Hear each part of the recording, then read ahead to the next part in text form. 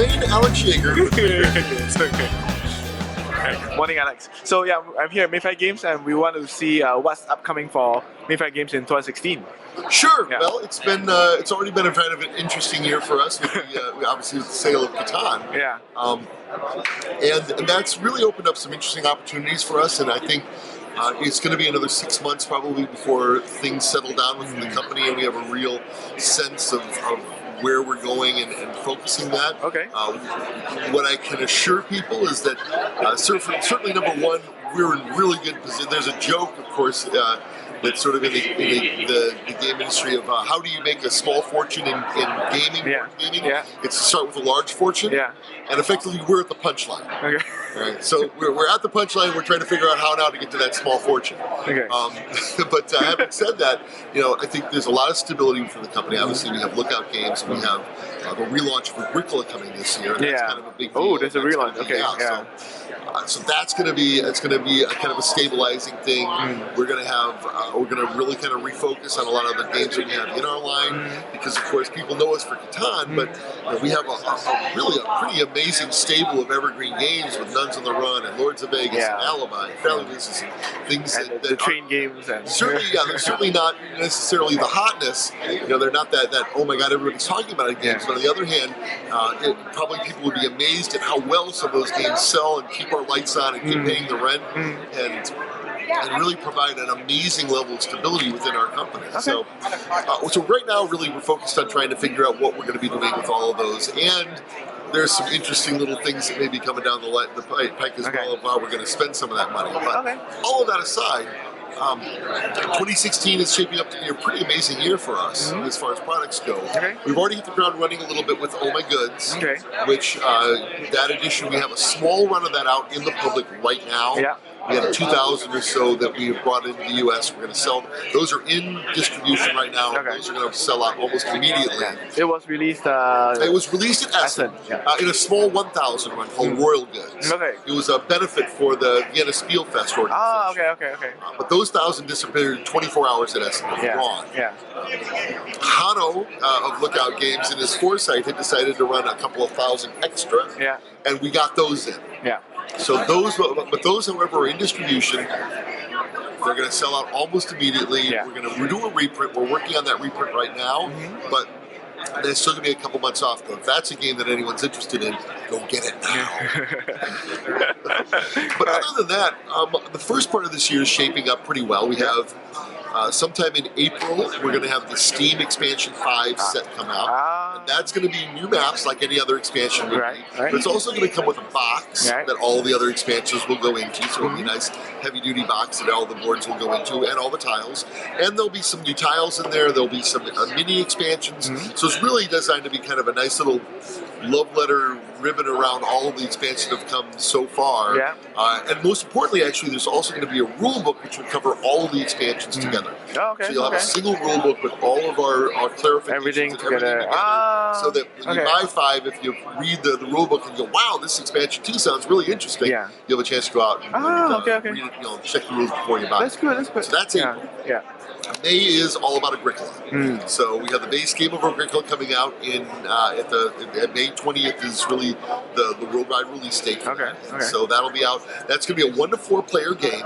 And the reason for that is we wanted to get the price point because we wanted to add all the wood in, so nobody has to buy meeple sets or whatever. So we're really working right now to make sure that price point was going to be having. I think right now we're targeting $60 in the U.S. As our retail. So 1 to 4 players. It'll be sort of a best of, so it'll be a lot of the base game cards, but it'll be a lot of the best of cards from some of the expansions and from the base game. Okay. Really trying to make sure that we have a set of cards that everybody wants to play that are really solid cards. Okay. Then looking forward into the future on Agricola, in August or September will come the Agricola Family Edition, which we have here. Yeah. There's still the prototype. It's just the prototype cover. I've actually got some of the art inside for this one, but so this will be the family game that people are familiar with as part of the what's currently the base game. However, we've pulled it out separately simply because we have an opportunity to sell this into the broad market in the U.S. This is actually now going to have a much wider distribution than just simply the base game is going to have. So, I don't want to misspeak, so I will definitely say that the family edition is going to be available, obviously, in the standalone edition, August, September, through your local game stores, and ideally through a series of broad market locations as well. And then in the Essen time frame, we expect to have the extension pack for Agricola, which will take it to 5 and 6 players, which Agricola has never gone to before. So 6 players is going to be, it'll go up to 6 new cards, the wood needed for that. Based on the feedback and the information that we've had, most players like to play it at 4. There are certainly groups that love to play it with as many people as they can, but it does extend the game out quite a bit. 4 seems to be a sweet spot. We really wanted to put that 1 to 4 package out and make that happen. Then beyond that, so that's May. May comes Agricola. In June, 2 new games come out from us, and those will be Costa Rica. This is a joint Mayfair Lookout publication. It's from Matthew Dunstan and Brett Gilbert of Elysium fame. And this is actually a really nice casual game. It's sort of a push your luck exploration game. So you have expeditions which all the players are on. You're revealing 3 different types of hex. So the board is made up of a large set of hexagonal tiles. On each turn, the expedition leader is going to flip over a tile. It's going to have some type of animal or animals on it. And players have to decide if they want to have that tile or would they like to kind of push on and try and get more tiles. There's little threat symbols. Effectively, if you decide you want to go home, you take those tiles, you remove yourself from that expedition, and then only those people that are remaining have the opportunity to move that expedition on to something else. So there's a little bit of an exploration. Certainly players are going to see elements of other games in there, but we really think it's a great little push your luck set collection exploration game. And that'll be coming out in the June time frame, around Origins. How many players? 2 to 5 players. How long does it take? 30 to 40 minutes. So it's a tight little game, and I think a lot of people are going to find it's one of those games I think you can play it very casually and have a lot of fun with it. And then there are some little interesting strategic decisions that will come along the way of, do you want to position yourself so that you cut off another group so they can't get anything? Do you wish to take something that may not be as optimal for you, but you don't want those animals to be in someone else's possession? Since the set collection element means the more of an animal you have, the more points you get. So lots of little things going on there, but a very tight, fast, efficient little game. It's a really good design. We're looking forward to this a lot. And then the other game that'll be coming out in June will be the new Lookout 2-player game, and that's Fight for Olympus from Matthias Kammer there. And this game is pretty much a 2-player duel where you're effectively playing a Greek god, and you're commanding your soldiers and your heroes and heroines into battle. You have effectively 6 stations that you can play cards at. You pay for cards by discarding other cards of the appropriate color. Cards have effects, cards have attack values, defense values. If you have a card against you, you'll attack that card. If there's no card against you, you'll have a board effect that will be triggered.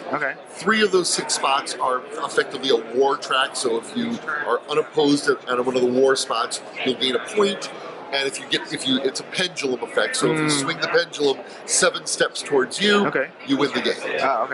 The middle 2 basically give you resources, which lets you buy cards, and the final one lets you draw an extra card at the end of your turn. And you win by either a war victory by swinging the pendulum of points towards you, or if all 6 of your slots are filled at the beginning of a turn, if you manage to hold on to all 6 slots throughout an opponent's turn, you also win as well. So you've got a couple different ways to win. It's a great little, I think card players are going to enjoy it. Again, it's about a half-hour game. The art's great. The art, this is just kind of the cover, although we're still tweaking the cover art a little bit. But we have an amazing Spanish artist that's bringing us looks really good. So the game's going to look great. I think it's going to be a lot of fun, and that's going to come out in the June timeframe as well. So I've been asking different publishers, for aspiring game designers, for young game designers, what kind of theme or genre or age group do you feel that is underserved and might be something that they could look at? Well, Underserved is kind of a weird thing because pretty much you don't know something's underserved until someone puts out a game that hits in a category and everybody goes, oh wow, And for us, in a lot of ways, the Lookout 2-player game line has really kind of exposed, I think, a little bit of a point there. For me, when I was coming into the industry, or when I was coming to the hobby, not necessarily in the industry back in the mid '90s, the Cosmos 2-player game was just part and parcel. Anytime Cosmos released a 2-player game, I had to have it. I played it with my wife, and we're talking about things like Lost Cities and Brooded Vaults and Halalai, Tally Ho in the U.S. These were amazing little 2-player games, and I think the industry moved away from that to a certain extent for a number of years. And so when Lookout, started coming out with Patchwork and Gold Ahoy, suddenly we found that there's this amazing market for 2-player games that really hasn't been addressed. And again, we're kind of making sure that we get the right price point on that. We don't want to do a big, huge 2-player game. Although we can point at something like, for example, Fields of Arma, which is not our game, but certainly Uwe Rosenberg is a friend of ours, and I don't mind calling that out. So even a $60 or $70 2-player game is getting some traction and success in the market. So I think a well-designed 2-player game, of course, you're always going to find a designer, including ourselves, who are like, well, if it's 2-player, could it be 3 or 4 players? All these other groups. But there's something to be said, I think, for that game that is designed specifically for 2 players, and the advantages that you can build into a game that it's always more interesting. This person versus that person, and the tensions that come into that, that doesn't have to involve multiple people ganging up or anything like that. So I think 2-player games is an interesting space that's being explored right now. There's always going to be a place for a typical good hobby game. I think we're starting to see the deck building game genre come into its own a little bit. I mean, we've gone down that road with some sort of, I'll call them deck builder 2.0s for lack of a better term, but Asgard's Chosen certainly is a game from a couple of years ago that I felt was really an area control game with deck building elements. And I think those are the kind of designs that I'm much more interested in seeing right now, because I'm not interested in something that's a pure deck builder. We have those. There will continue to be those, and there are going to be companies that do those very well. But I'm really looking for those really interesting hybrids where you've taken a game and used the deck building mechanic to create a larger game, or make it part of a more synthesized whole, for example. And beyond that, I think it's always kind of a personal thing. And so, what is it that I am looking for that I find interesting? So, right now, for example, for the last year or so, and longer than that, but I think last year I've really been focusing on it. I've really enjoyed a lot of the Asian designs that have been coming out through Korea Board Games and Cafe Japan and some of those things. There's some really, really interesting and wacky, and I say wacky in a good way. I mean, there's some stuff that come out that goes, wow, that was really put together, in an interesting new way, and I'm really kind of enjoying that. So I'm really trying right now to try and make sure that I'm making myself available a lot more to some of the designers that have been working with some of the Asian companies. If they're interested in coming over and working with Mayfair, or seeing, working with a European American partner with Lookout and us. So I'm really excited to try to strengthen those ties over the next year. And that's not really a design school, but having said that, when you talk about a particular design being underserved or whatever, I really do feel it's more about tapping into some of those design pools that perhaps are being underrepresented. So, we're always going to have a place for a cube pusher. It's funny I say that because there's a private joke and I'll let it go by, but I think there are sensibilities that are brought up that are regional, or I don't want to say national necessarily, but regional certainly. There'll be pockets of designers that will come up with sort of a style, or will come up with things that appeal to them that sometimes are very radically different from what the sort of mainstream is. And finding those pockets for me is really interesting. It's an amazing part of my job, being able to travel around the world and try and find these people that have these amazing ideas that just haven't been able to see the light of day. And for me, finding something like, for example, the Asian Designer Network, the Inventor Network, that's coming up with some of these really inventive mechanical games, but more importantly, I think taking some of the classic concepts from European games and giving them the spin or the sensibility that's appropriate for their market, create something that's new and different and appeals to me quite a bit. So, all I can say is keep designing games, make them better. Use things like the protospiels or the unpubs to really develop your design, to get a voice, to understand the vocabulary of game design, and then from there, find us. I try to be, I'm at these shows, and for the most part, I get to, when I go to Essen, I have like 2 hours that I have to run around and buy all of my stuff. And then I get locked in an office for 3.5 days, and I see a designer every half hour. So, I'm trying to be as open as I can. Cool. I'm traveling around to shows to talk to designers, to see their designs, to provide feedback where I can. Even if it's not something we're going to publish, I'm always more interested in having better games in the marketplace than having us to make sure, to somehow say that we're the only ones that are going to publish games in the world. All the preciouses must be mine. It's not realistic, and it's not healthy. It's not healthy. You want different voices. You want the entire industry, because if the industry is gathering new people and getting more people excited about games, we're all going to benefit. Correct. Yes. All right. Cool. Thank you very much. You're very welcome.